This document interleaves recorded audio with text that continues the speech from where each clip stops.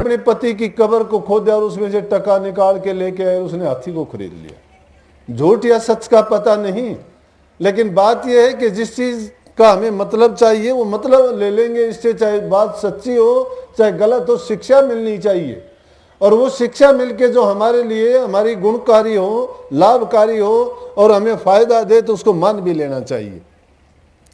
उसने वो 1 टका निकाल के दिया और हाथी को खरीद लिया, बच्चे को दे दिया।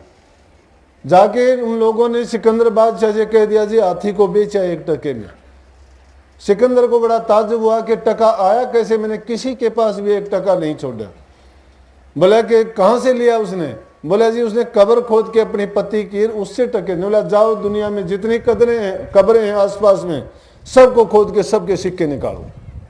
और कहते हैं कि उसने 30 कोस का खजाना भर दिया, ढेर लग गए माया के। लेकिन जब चलने लगा ना तो बहुत पछताया। उसने कहा कि जनाजे से मेरे दोनों हाथ बाहर निकाल देना ताकि देखने वाले दुनिया को सबक मिले कि सिकंदर जब दुनिया से चला तो दोनों हाथों से खाली गया। इंसान संसार में आता है बंद मुट्ठी करके, क्योंकि सांसा रूपी दौलत लेके आता है, इससे बढ़ के कोई संसार की संपत्ति नहीं है।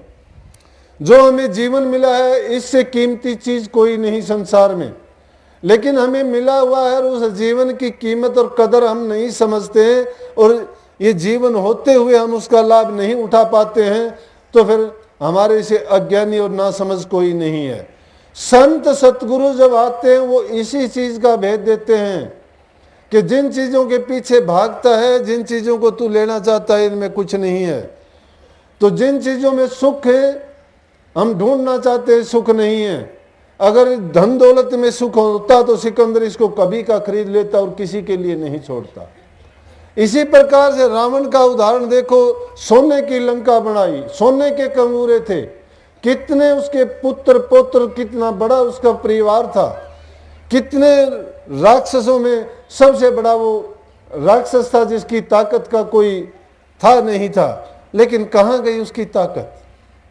सबकी सब बेकार गई। अगर नाम लिया होता, विभीषण के पास क्या था?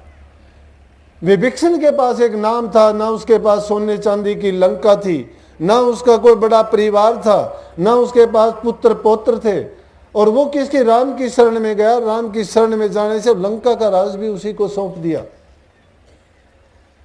तो प्रेमियों, जिन चीजों को के पीछे हम भागते हैं उन चीजों की ये तासीर नहीं है कि हमें सुख दे सके, हमें शांति दे सके, या हमें वो इन बीमारियों से बचा सके।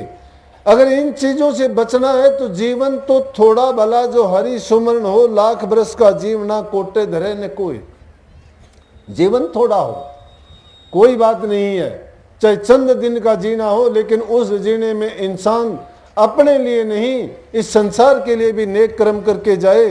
वो अपना तो उद्धार कर ही लेता है, वो दूसरों को भी शांति सुख देके जाता है।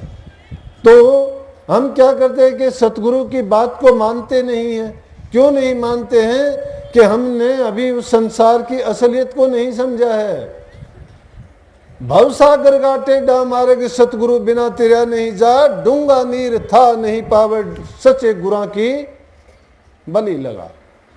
ये संसार रूपी सागर है, इसका था किसी को नहीं आया है। जितने आए वो भूल भुलैया में डूब गए। यहाँ बड़े बड़े ताकतवर आए, बड़े बड़े बलधारी आए, बड़े बड़े ज्ञानवान आए, जोगी जपी तपी सन्यासी अंग लगावे छारा,